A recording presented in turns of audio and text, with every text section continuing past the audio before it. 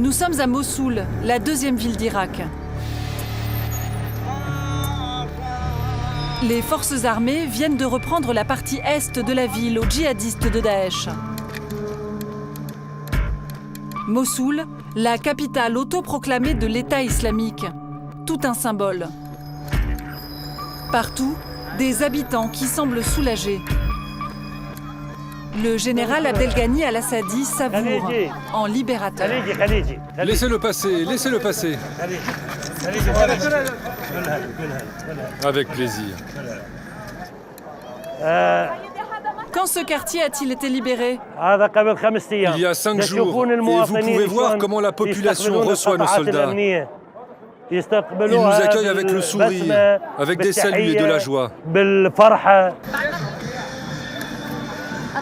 Donne-moi une cigarette.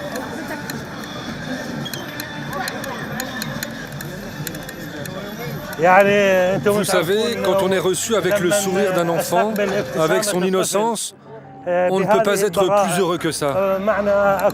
C'est pour ça que je vais m'en fumer une.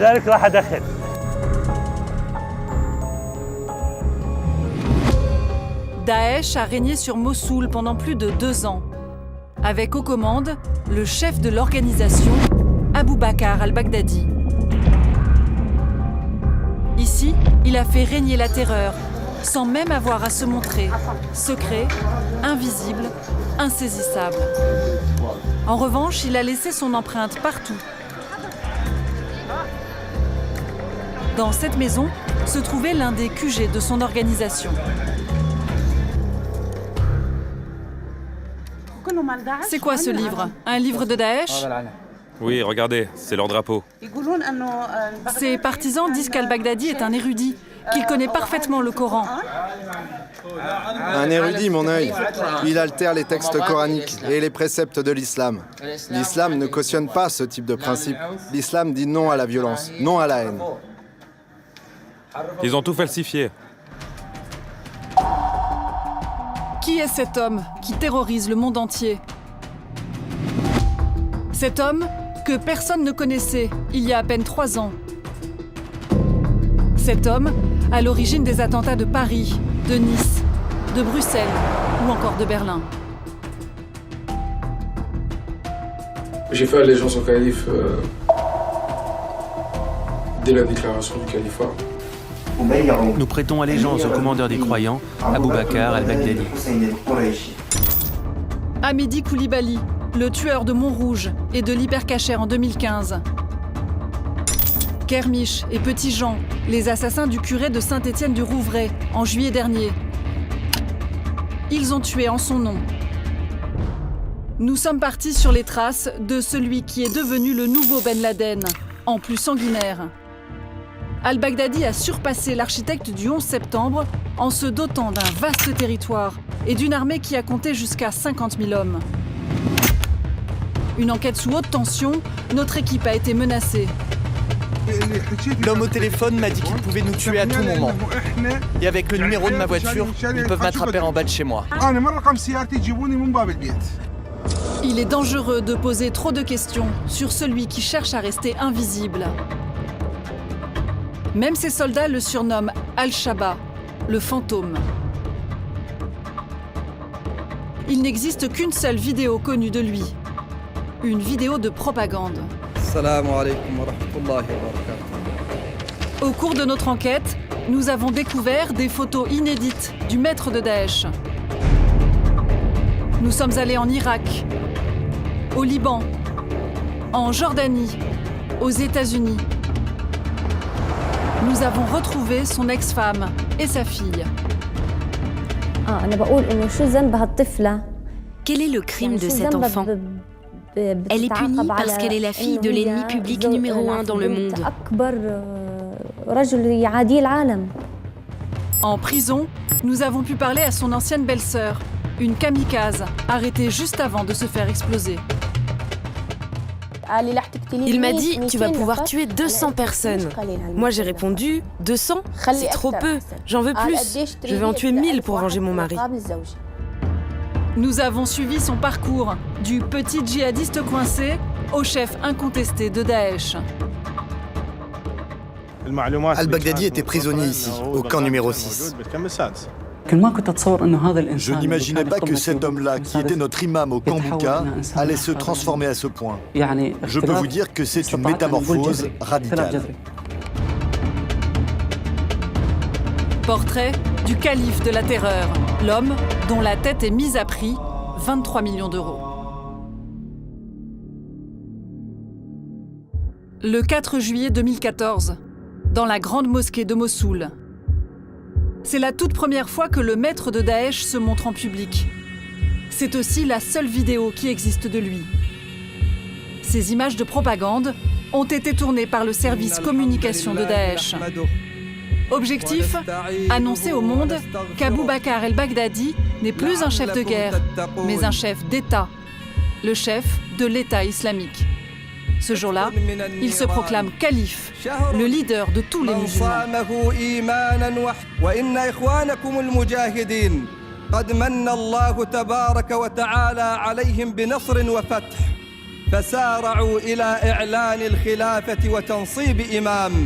وهذا واجب على المسلمين والذين يأثمون أن يأثم المسلمون بتضييعه وتغييبه وعليهم أن يسعوا دائما لإقامته.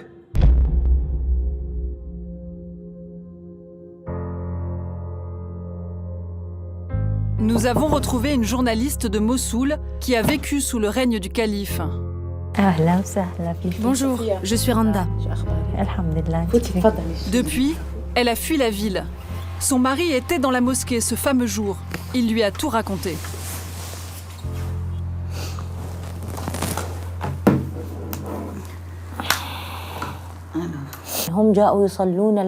Les fidèles priaient.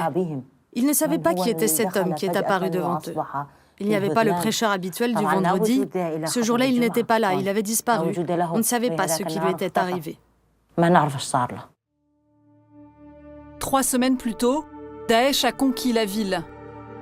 Dans la mosquée, les fidèles assistent ce jour-là, en première ligne, à un coup d'État. Al-Baghdadi voulait donner l'impression que c'était lui qui maîtrisait tout, qu'il était aimé du peuple.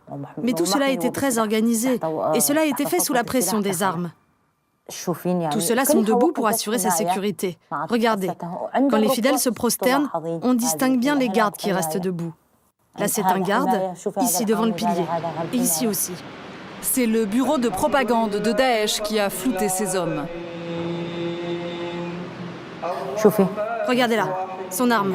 Lui, c'est un garde de Daesh. Donc Baghdadi, pour prier, a besoin d'armes et de protection? Oui. Il n'est pas sûr de lui à Mossoul. Non, évidemment. Ce jour-là, les réseaux téléphoniques ont été coupés, ainsi que l'Internet et les autres moyens de communication, afin qu'il soit en sécurité à son arrivée à la mosquée. Personne parmi les habitants de Mossoul n'a pu le prendre en photo ou le filmer. C'était interdit. Il ne fallait pas bouger. Dans un silence glacial, Al-Baghdadi s'apprête à prendre la parole. Là, on voit à sa manière de monter l'escalier, à la manière dont il garde son bras immobile, qu'il portait une arme sous sa tunique. وإن أردتم موعود الله فجاهدوا في سبيل الله وحرضوا المؤمنين واصبروا على تلك المشقة. Chaque mot de son prêche annonçait ses actes à venir. Il ne nous a pas promis le paradis, mais la guerre, ce qu'on appelle le djihad. Al-Baghdadi devient le porte-voix du djihad mondial. Un destin inimaginable pour ceux qui l'ont connu dans sa jeunesse, pauvre et introverti. Son histoire commence à Samarra, à 1 heure de route de Bagdad.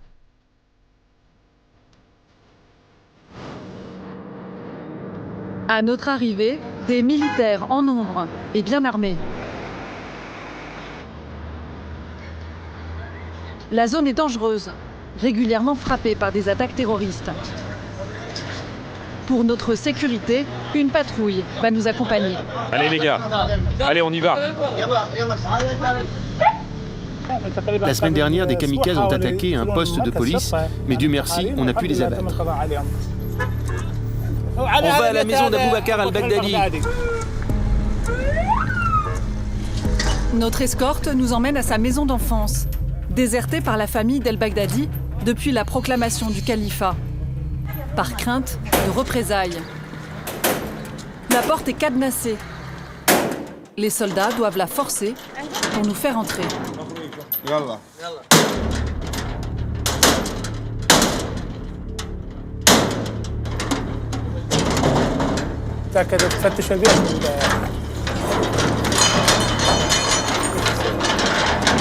Les hommes sont méfiants. Tout d'abord, il faut s'assurer qu'il n'y a rien de suspect dans la maison. Attention. Recule. Fais attention. Fais attention. Ils vérifient que la maison n'est pas piégée. Il n'y a rien. Voici donc l'endroit où Abou Bakr el-Baghdadi a grandi. Il est né ici, en janvier 1971. La taille de la maison est trompeuse. Le foyer est en fait modeste. Ses parents étaient des paysans illettrés.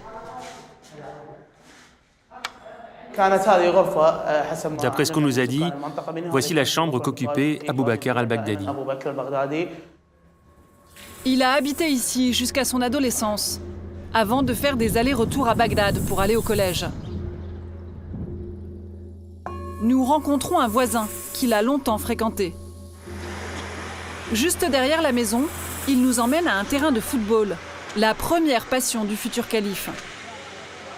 Il l'a connu sous son vrai nom, Ibrahim Awad al-Badri. Ici, c'est le terrain de foot où jouait Ibrahim, surnommé aujourd'hui al-Baghdadi. Il avait une équipe de foot que l'on appelait l'équipe des Mollahs. Et maintenant, il interdit ce que lui-même faisait. L'équipe des Mollahs, car al-Baghdadi et ses partenaires étaient salafistes. Football et religion étaient alors compatibles à ses yeux. Aujourd'hui, jouer au ballon est un crime sur les territoires contrôlés par l'État islamique. Plus tard, il commence à donner des cours de religion aux jeunes dans cette mosquée, à côté du terrain de foot. À l'intérieur, nous rencontrons le cheikh qui porte le même nom que lui, Al-Badri. C'est un membre de sa tribu. Il se souvient du jeune homme qui rêvait de devenir imam. Quand il était petit, il fréquentait cette mosquée. Sa maison était juste à côté. Plus tard, nous avons accepté qu'il conduise certaines prières parce qu'il avait une belle voix et qu'il connaissait le Coran par cœur. Il l'a fait plusieurs fois. Quand il s'est autoproclamé émir, on ne l'a pas cru. Il était pauvre, tellement pauvre. Quand je l'ai appris, je me suis dit, c'est un mensonge. Émir, lui. Un garçon pauvre, ordinaire. Ses proches ne décèlent chez lui aucun goût pour la violence. Al-Baghdadi passe son bac. Nous avons pu nous procurer une copie de ses résultats. En haut, sa photo d'identité, à l'âge de 18 ans. Il a eu d'excellents résultats en maths, 98 sur 100. En revanche, c'est un élève moyen dans toutes les autres matières. Trop moyen pour faire du droit, comme il l'espérait. Il s'inscrit donc à la seule faculté qu'il accepte, à Bagdad, en théologie. Il s'installe à Topchi, un quartier populaire de la capitale. Il est dangereux de filmer ici. Daesh a des yeux et des oreilles dans la zone. Et puis il y a les milices chiites qui terrorisent la ville. Quelques jours avant notre tournage, une journaliste irakienne a été enlevée chez elle. À son arrivée, Abou Bakr el-Baghdadi fréquente cette mosquée, qui devient presque sa deuxième maison. C'est interdit de filmer. Il faut une autorisation du ministère de l'Intérieur. Vous savez pourquoi c'est interdit ? Pourquoi ? Parce qu'on a reçu des ordres. Les forces de l'ordre craignent que la mosquée ne devienne un lieu de pèlerinage pour les adeptes du calife, ou que ses ennemis n'y commettent un attentat. À quelques pas, son ancien appartement. C'est cette maison-là?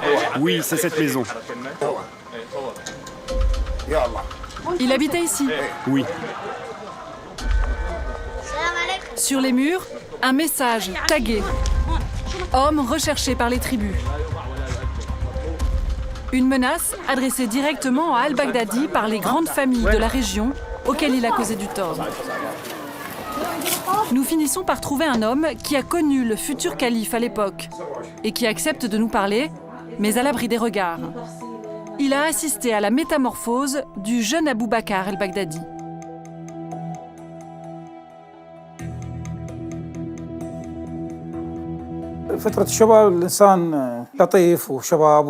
Dans sa jeunesse, c'était quelqu'un de gentil, de sympathique. On jouait au foot ensemble. Mais après, il s'est replié sur lui-même et il est devenu colérique. Il a abandonné le foot, les jeux, la belle vie pour s'orienter vers la mauvaise voie. Il souhaitait que tout le monde rentre dans le rang en expliquant tout ce qui était interdit. Pour lui, la vie n'était que souffrance. Il disait que tout était péché. Il nous compliquait l'existence. L'homme se souvient même de ses premiers épisodes de violence. Un jour, il y avait un mariage dans le quartier. Il est entré et s'est bagarré avec les invités, sous prétexte que la mixité entre les deux sexes est interdite, que c'est péché, que c'est quelque chose que l'islam n'accepte pas. Il a fait un scandale, alors que les gens dansaient, faisaient la fête, étaient heureux. Et les mariés étaient cousins, des gens du quartier. En quelques années, le jeune fan de foot est devenu un islamiste convaincu. Et un enchaînement d'événements va finir de le faire basculer. Après le 11 septembre 2001, les États-Unis prétendent que l'Irak est en partie responsable des attentats et que Saddam Hussein est une menace pour le monde occidental. Le 20 mars 2003, le président George W. Bush, portrait de sa famille sur le bureau, déclare la guerre. Mes chers compatriotes, à l'heure où je vous parle, les forces américaines et de la coalition ont commencé leurs opérations pour désarmer l'Irak, libérer son peuple et protéger le monde d'un grave danger.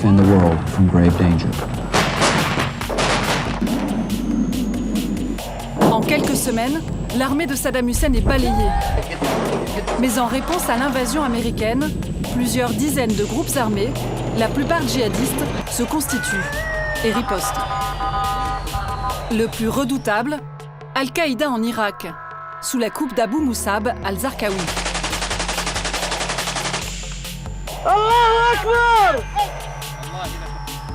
Il multiplie les attentats. Il s'agit le plus souvent d'attaques suicides. Des kamikazes foncent sur leurs cibles dans des véhicules bourrés d'explosifs.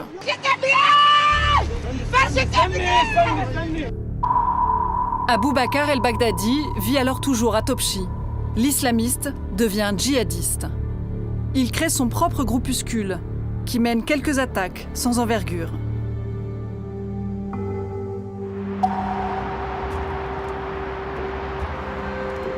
L'un des leaders de l'insurrection anti-américaine se trouve aujourd'hui à Amman, en Jordanie.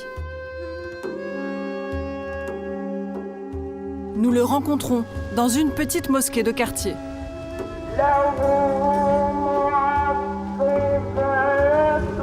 À la fin de la prière, il nous invite chez lui. Regardez comme ma barbe était longue. En 2003, il fonde l'armée islamique d'Irak, un groupe djihadiste qui commet de nombreux attentats. Et qui publie sur Internet des vidéos de propagande comme celle-ci.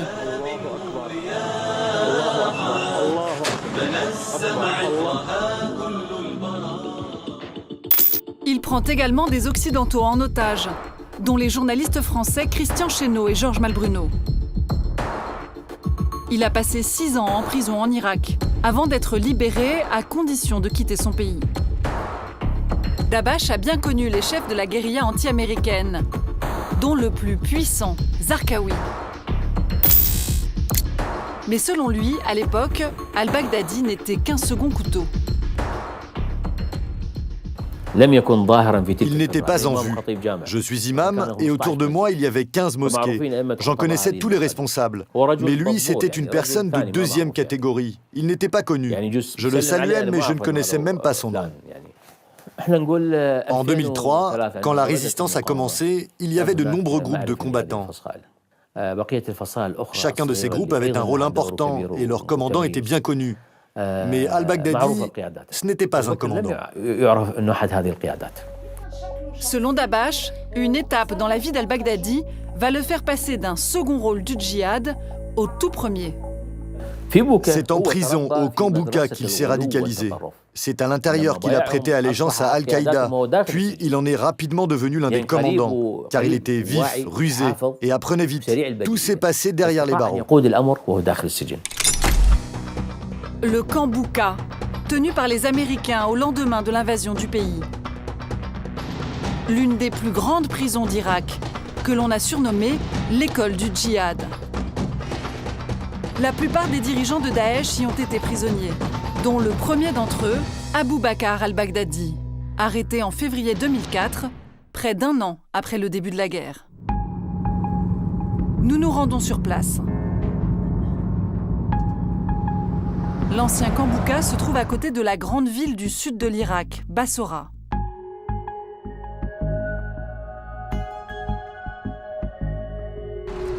Pour nous accompagner, plusieurs militaires bien armés et un ancien prisonnier, Abu Ammar. Lui a été accusé d'être un insurgé anti-américain. Il est resté emprisonné 7 mois avant d'être relâché faute de preuves. Le camp se trouve à 1 heure de route.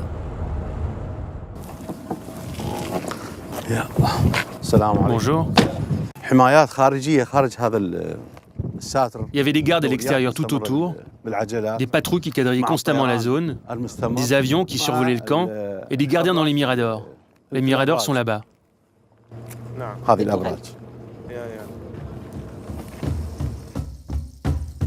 Il n'existe que quelques vidéos de l'époque. Le camp est ouvert en 2003. Il porte le nom d'un pompier américain mort dans les tours de New York le 11 septembre 2001. À l'intérieur, 20 000 prisonniers. D'un côté, tous ceux qui sont soupçonnés, de près ou de loin, d'être membres de groupes djihadistes.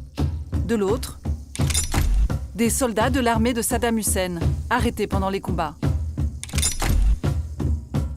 Ce sont ces deux groupes réunis qui, plus tard, formeront l'État islamique autour d'Abu Bakr al-Baghdadi. Les prisonniers vivent à la dure, sous des tentes ou des préfabriqués, au milieu du désert.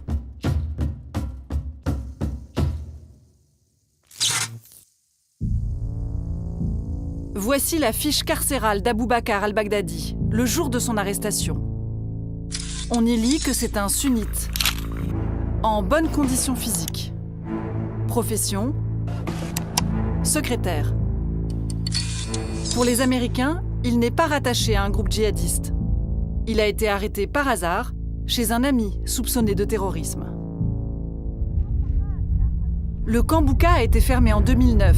Il ne reste que des vestiges qu'Abu Ammar, l'ancien prisonnier, revoit pour la première fois depuis sa libération.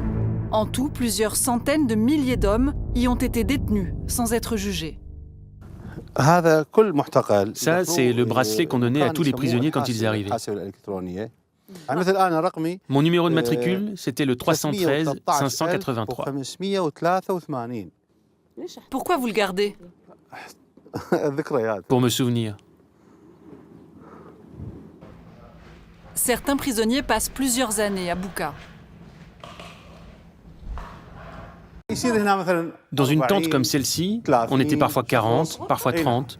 Ils nous donnaient des matelas qui étaient posés par terre, alignés comme ça, de ce côté, et la même chose de l'autre côté, et au milieu, c'était vide.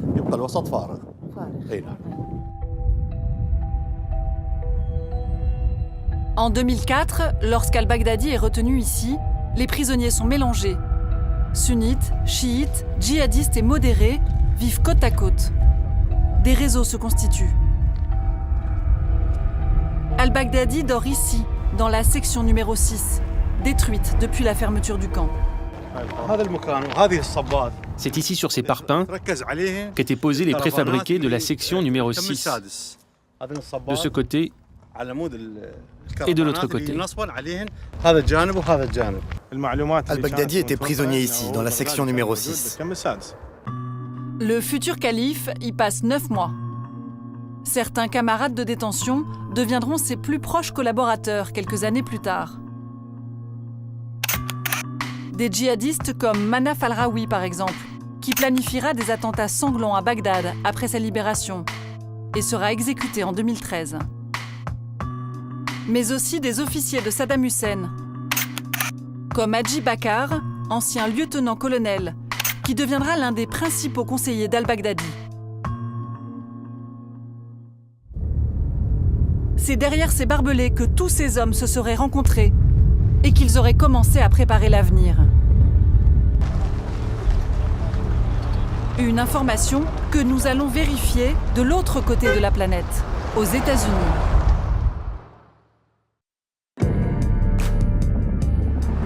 À Washington, nous avons rendez-vous avec Anne Speckard. C'est une psychologue, spécialiste du djihadisme.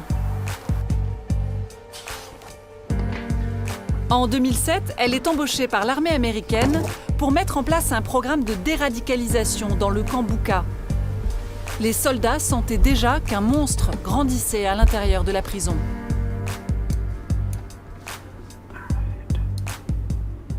Certains parmi les prisonniers les plus durs étaient mélangés avec d'autres, qui avaient juste été pris dans des rafles. Les militaires avaient des preuves de leur implication. Sur les images des caméras de surveillance, on voyait ces hommes apprendre aux autres à fabriquer des bombes en dessinant dans le sable. Mais les officiers américains ont finalement décidé de ne pas appliquer son programme de déradicalisation. Pour elle, c'est l'une des causes de la constitution du futur État islamique. On sait qu'al-Baghdadi et que la plupart des membres de Daesh étaient au camp Bouka, qu'ils se sont rencontrés et ont commencé à travailler ensemble là-bas. Nous avions mis en place notre programme pour tenter d'atteindre des gens comme eux et leur expliquer que le terrorisme n'était pas une bonne réponse à leurs problèmes. On n'a pas utilisé notre programme. Il était prêt, mais on ne l'a pas utilisé. C'était une erreur. Et maintenant, on a ça.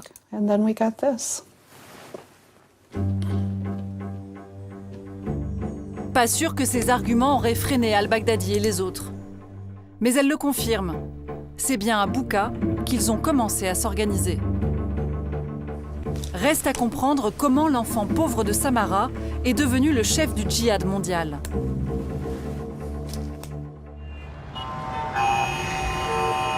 Retour en Irak, à Bagdad.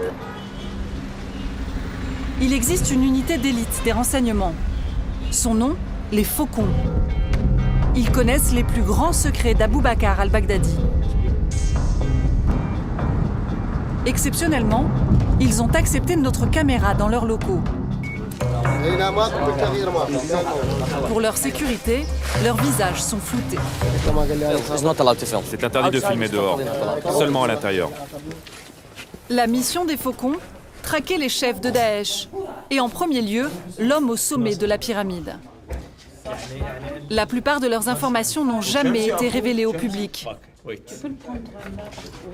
Ils nous amènent un prisonnier, menottes au poignet et bandeau sur les yeux.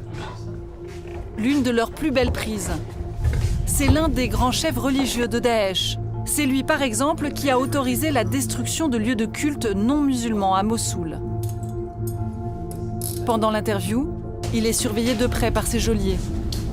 Difficile de savoir comment il est traité et donc s'il peut nous parler librement. Est-ce que je parle à visage découvert? Non, non, ton visage sera masqué. Dieu merci. Il l'affirme. Il a connu personnellement Abou Bakar al-Baghdadi au camp Bouka. Le camp Bouka abritait des chefs importants, des vrais leaders, que ce soit du côté sunnite ou du côté chiite. Chez les sunnites, il y avait Ibrahim Awad, connu actuellement sous le nom d'Abou Bakar al-Baghdadi. Il était dans la section numéro 6. Mais à l'époque, d'après lui, le futur calife passait plutôt inaperçu. Il était très introverti, difficile à comprendre, à cerner. C'était un imam, mais très isolé et très discret. Ses prêches étaient froids, il manquait de charisme, et il était incapable de fédérer les fidèles autour de lui. Je ne sais pas si c'était sa nature ou s'il jouait un rôle, mais il faisait en sorte que son comportement n'attire pas l'attention. Je n'imaginais pas que cet homme-là, qui était notre imam à Bouka, allait se transformer à ce point. Je peux vous dire que c'est une métamorphose radicale.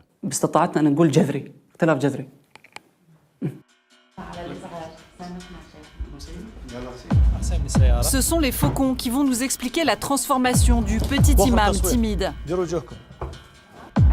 Dans une pièce voisine, ils nous conduisent à un mur tapissé de photos.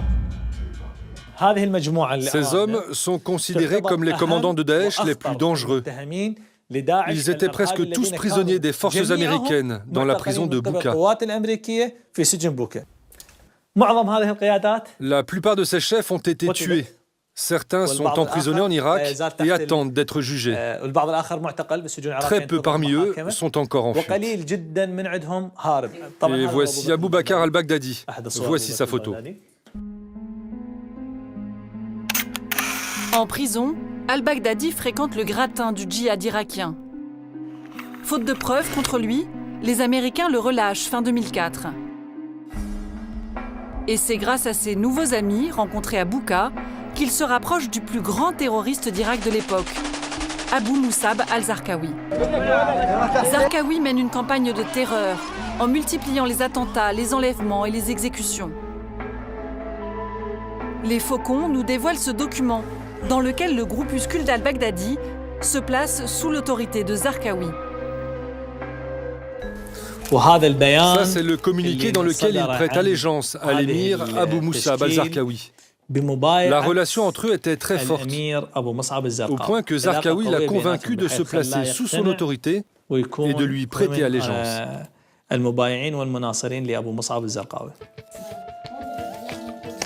Dans les armoires des Faucons, d'autres trésors d'informations. Pour commencer, des photos inédites d'Abou Bakr al-Baghdadi. Ça, c'est une photo de lui durant sa jeunesse. Il portait l'habit traditionnel arabe.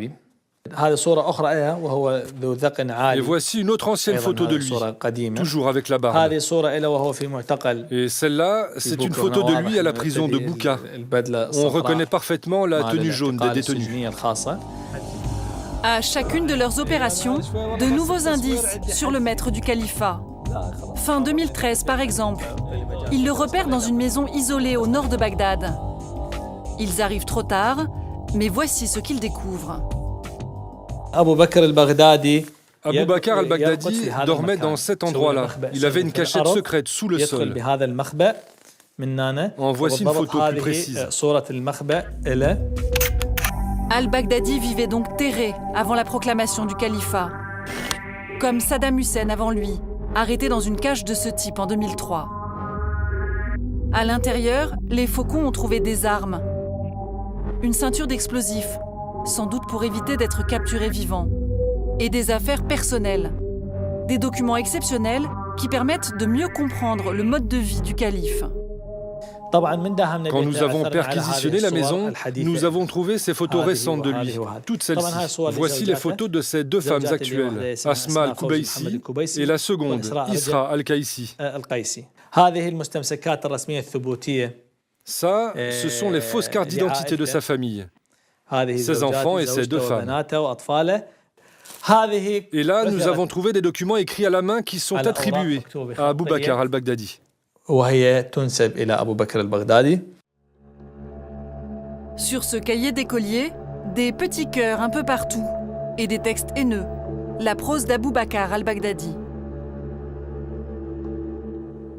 Là, c'est un texte destiné à un des émirs de l'organisation à qui il dit qu'il veut frapper les Américains et les Juifs qui sont au Kurdistan. Ensuite, il lui écrit « Que Dieu te bénisse ». Selon les Faucons, le calife serait cerné. Ils espèrent s'en débarrasser bientôt. Si vous parveniez à le neutraliser, serait-ce la fin de Daesh ? Non, bien sûr. Daesh est une idéologie plus qu'un groupe de personnes, mais l'organisation en serait très affaiblie. La guerre est loin d'être terminée et nous allons vite en avoir la confirmation.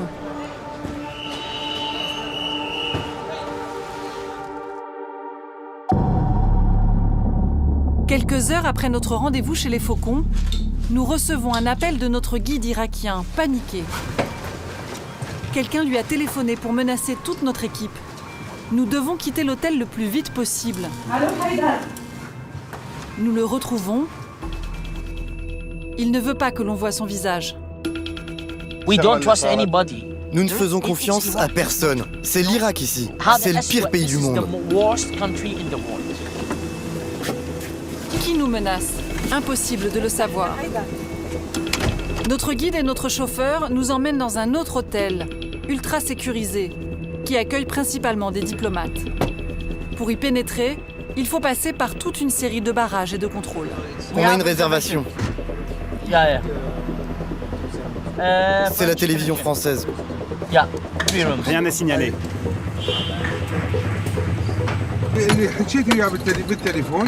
L'homme au téléphone m'a dit qu'il pouvait nous tuer à tout moment. Et avec le numéro de ma voiture, ils peuvent m'attraper en bas de chez moi. On va devoir continuer sans nos accompagnateurs.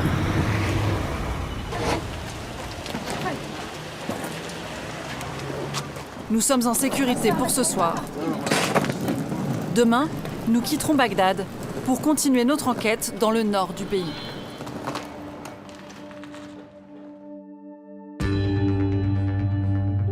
Erbil, à 350 km de Bagdad.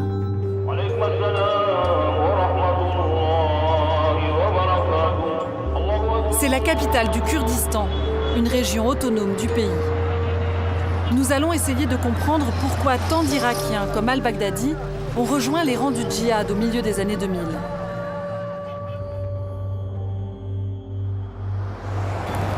Nous avons rendez-vous dans l'une des prisons de la ville. Une cinquantaine de prisonnières se trouvent derrière ces murs.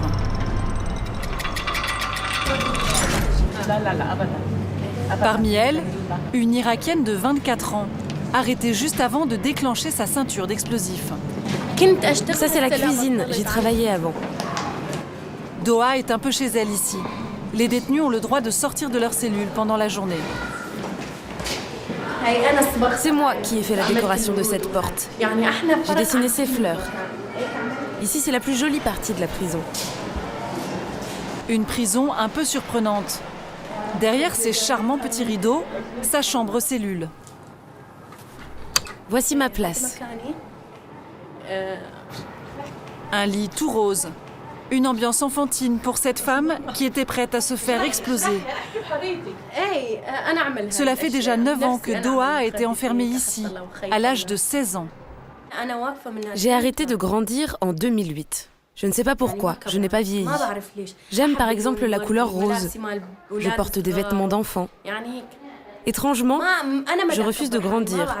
Peut-être que c'est mon cerveau qui refuse de grandir. Vous vivez avec combien d'autres prisonnières ? 20. Ce qui m'aide le plus ici, c'est le Coran. C'est mon ami, c'est mon compagnon. Les livres de ce monsieur m'apprennent la patience. Par exemple, celui-là s'appelle « Une vie sans angoisse ». Des livres d'une star du développement personnel. Aujourd'hui, Cendrillon version Disney orne son frigo. Mais en 2008, Doha la kamikaze voulait tuer des Américains. La raison de son basculement, le désir de vengeance. Elle affirme que son mari, qu'elle a épousé à l'âge de 15 ans, a été torturé à mort par des soldats américains en 2007. C'est comme ça qu'on s'est mis d'accord avec mon recruteur. Je devais me faire exploser près d'une caserne militaire. Notre conversation téléphonique était enregistrée. Il m'a dit « Tu vas pouvoir tuer 200 personnes ». Moi j'ai répondu « 200 c'est trop peu, j'en veux plus. Je veux en tuer 1000. 1000 Américains pour venger mon mari ». Doha a changé après 9 ans de prison. Ses proches, eux, restent des djihadistes purs et durs. Nous nous sommes procuré leurs photos. L'un de ses frères, à droite sur l'image, est parti faire le djihad en Syrie. Il est mort au combat. Son deuxième frère croupit dans une prison irakienne, en attente d'être exécuté.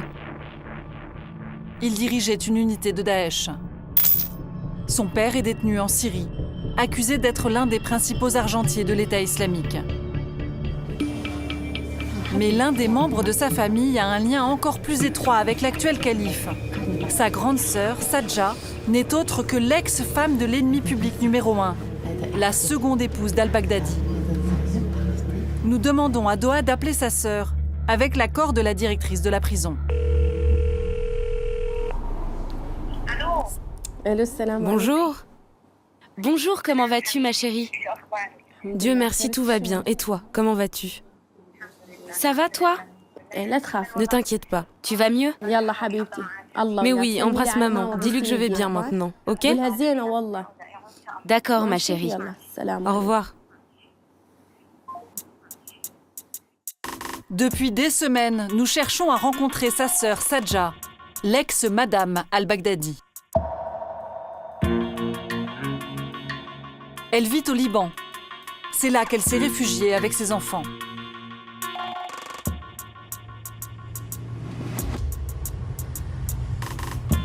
Après de longues négociations, elle accepte de nous rencontrer, à la condition évidemment de ne donner aucune information sur l'endroit où elle se cache. Nous emmenons Sadja dans une maison anonyme, quelque part dans le pays. Dans la voiture, Hadjar, 8 ans, la fille d'Abou Bakr al-Baghdadi. Les services secrets libanais ont confirmé cette filiation grâce à des tests ADN. Devant notre caméra, Sadja porte un niqab pour ne pas être reconnue. En temps normal, elle ne cache pas son visage.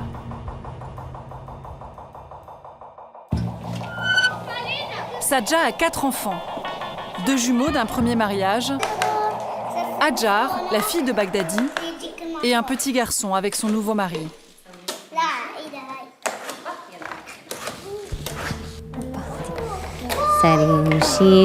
Fais des petits pas. Marche, fais des petits pas.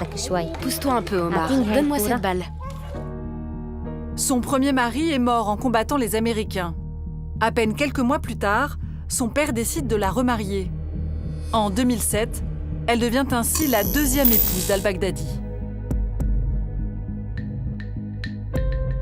Je ne savais pas qu'il avait participé à la lutte contre les Américains. Je ne savais pas que c'était un résistant. Je savais seulement que c'était un professeur qui enseignait à la faculté et qui rentrait le soir à la maison. Il était compréhensif et savait se comporter avec les enfants. Il aimait beaucoup les enfants. À l'époque, al-Baghdadi est un cadre de la mouvance djihadiste. Contre toute attente, Sadja affirme qu'elle l'ignorait et que si elle l'a quitté, c'est à cause de la jalousie de la première épouse. Elle part, sans savoir qu'elle est enceinte. Il m'a laissé partir sans problème, parce qu'il a su dès le début que cette histoire de mariage, cela ne me plaisait pas. Mais 2 mois après mon accouchement, il a appris la naissance de notre fille et il m'a appelée. Il m'a dit que la fille était à nous deux, qu'il avait des droits sur elle. Moi aussi, j'avais des droits. Alors, je me suis éloignée. Est-ce qu'il vous a demandé de revenir? Oui, à plusieurs reprises, mais pour moi, c'était fini. 2 jours après notre dernière conversation, je l'ai vu, il m'a répudiée et c'était fini. Aujourd'hui, elle n'a qu'une crainte, qu'al-Baghdadi envoie des hommes pour lui enlever sa fille. D'autant qu'elle affirme condamner l'idéologie de Daesh. Fais ta prière normalement, ne regarde pas autour de toi. À son arrivée au Liban, elle a passé 1 an en prison avec ses enfants. Les autorités la soupçonnaient d'être toujours liée à son ancien mari. Moi, je crois en ce verset. On ne paye pas pour la faute d'un autre. Même si cet homme-là est coupable de tous les crimes, de toute la violence, de terrorisme, ce n'est pas la faute de sa femme. Et cette petite fille, elle porte tous les crimes du monde sur ses épaules. Sa seule faute est d'avoir vu le jour. C'est son destin alors qu'elle n'a commis aucun crime. De quoi est-elle coupable ? Le monde entier est contre son père, mais elle, ce n'est qu'une enfant. Qu'a-t-elle à voir avec le terrorisme ou les guerres ? Sajjad décrit al-Baghdadi comme un père de famille bienveillant. Nous nous sommes procuré un autre témoignage, jamais diffusé jusqu'ici. Celui d'une ancienne esclave personnelle du calife. Suzanne a 14 ans. Elle est issue de la minorité yézidi, persécutée par Daesh. Elle dresse un tout autre portrait de lui. Lors de sa capture en 2014, elle s'est retrouvée avec d'autres jeunes filles face à al-Baghdadi et plusieurs de ses hommes. Elle n'avait que 12 ans. Comment tu as su qu'il s'agissait d'al-Baghdadi ? Je ne savais pas que c'était lui. C'est quand j'ai été sauvée et qu'on m'a montré des photos, j'ai dit que nous étions retenus chez lui et ils m'ont annoncé que c'était al-Baghdadi. Ils nous ont prises, lui et tous les autres. Ils nous ont frappés. Chacun leur tour, ils nous prenaient dans une chambre pour nous violer. Ils étaient violents. Et là, Baghdadi criait à ses hommes « Frappez-les ! Et si elles pleurent, recommencez. Battez-les encore !» Ils nous ont frappés partout sur le corps. On était rouges avec des bleus partout tellement ils nous battaient. Ensuite, al-Baghdadi nous a choisis comme esclaves domestiques.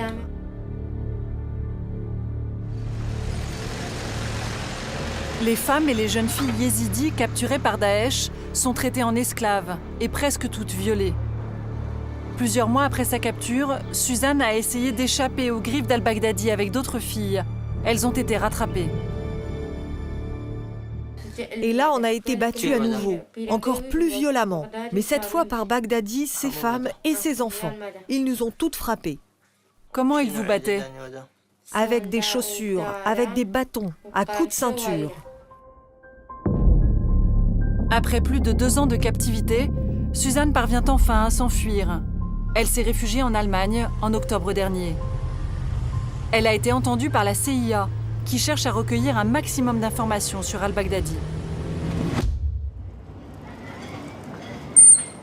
Mais des centaines, voire des milliers d'autres femmes, toujours captives, attendent encore la fin de Daesh et de son chef.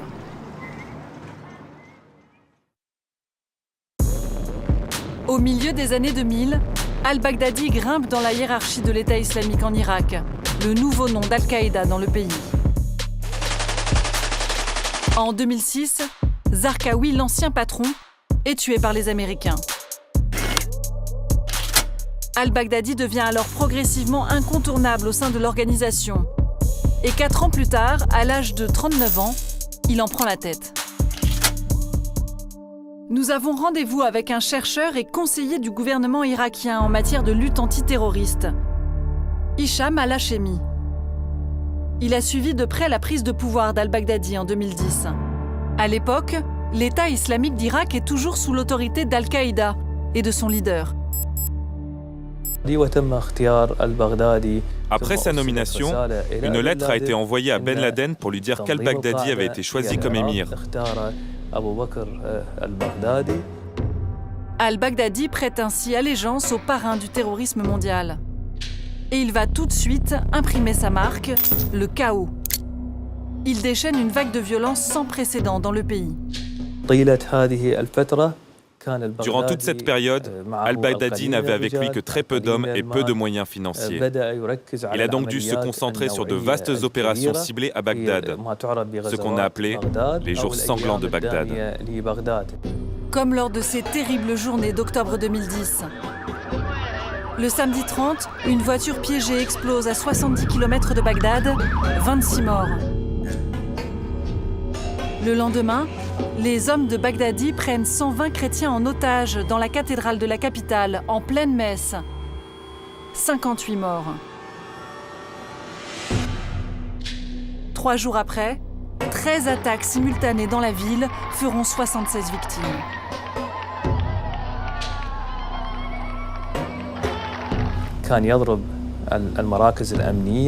Il frappait les centres de sécurité, de justice.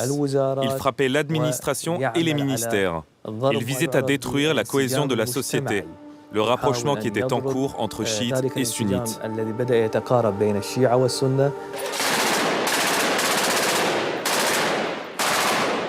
En 2011, le début du conflit en Syrie va lui permettre d'étendre un peu plus sa sombre influence. Il participe à la création d'une succursale de son organisation dans le pays voisin, le Front al-Nosra. Désormais, ces hommes combattent en Irak et en Syrie. Et en avril 2013, al-Baghdadi a annoncé l'unification de ces deux groupes sous le nom de l'État islamique en Irak et au Levant. L'État islamique en Irak et au Levant. En arabe, Daesh. Le monde découvre ce nom. Al-Baghdadi rompt avec Al-Qaïda. Il est désormais seul maître à bord. C'est la première fois qu'un groupe terroriste domine un si grand territoire, à cheval entre l'Irak et la Syrie. Des millions d'habitants vivent sous sa coupe. Daesh tue, emprisonne, torture. Des soldats, des journalistes sont kidnappés. Leur captivité est mise en scène. Ils apparaissent vêtus de combinaisons colorées, en référence à celles que les Américains faisaient porter aux Irakiens à Bouka, ou dans la tristement célèbre prison d'Abu Ghraib. Le chef de Daesh ne s'arrête pas là. Ces hommes filment la mise à mort de centaines d'otages, avec parfois un enfant dans le rôle du bourreau.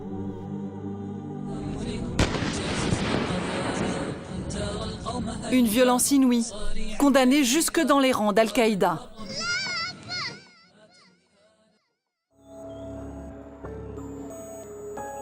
Retour près du front, à Mossoul, avec le général Abdelghani al-Assadi.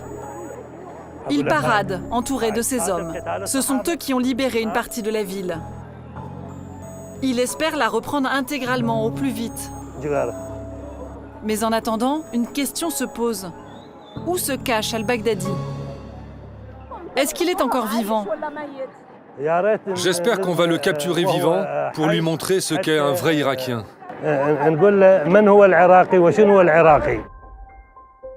Al-Baghdadi, s'il est encore en vie, est-il toujours aussi influent? Garde-t-il le pouvoir sur son armée? Son dernier signe de vie est un message audio enregistré il y a 5 mois, dans lequel il appelle ses soldats à combattre jusqu'à la mort. L'histoire dira s'il appliquera lui-même ce principe ou si un jour il devra répondre de ses crimes devant un tribunal.